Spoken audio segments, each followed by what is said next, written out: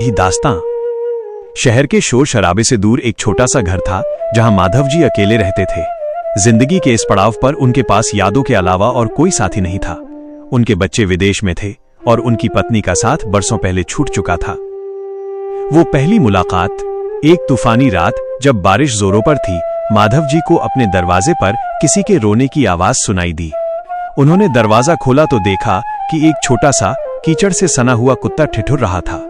उसके पैर से खून बह रहा था। माधव जी का दिल पसीज गया।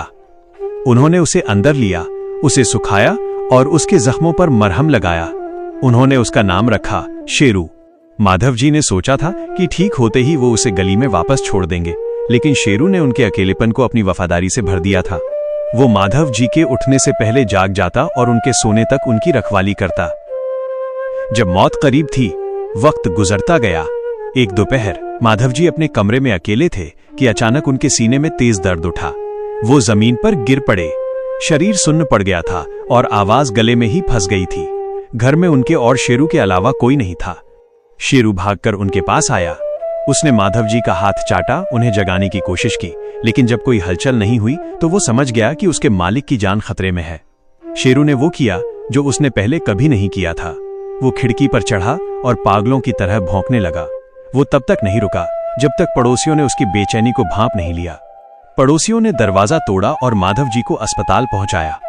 डॉक्टर ने बाद में कहा, अगर ये बेजुबान शोर नहीं मचाता तो आज माधव जी हमारे बीच नहीं होते। आखिरी विदा। सालों बाद जब शेरू बूढ़ा हो गया और उसकी सांसें उखड़ने लगी तो वो हिल भी नहीं पा रहा था। माधव जी उसकी ढाल बनकर उसके पास बैठे रहे। उन्होंने उसे अपनी गोद में लिटाया।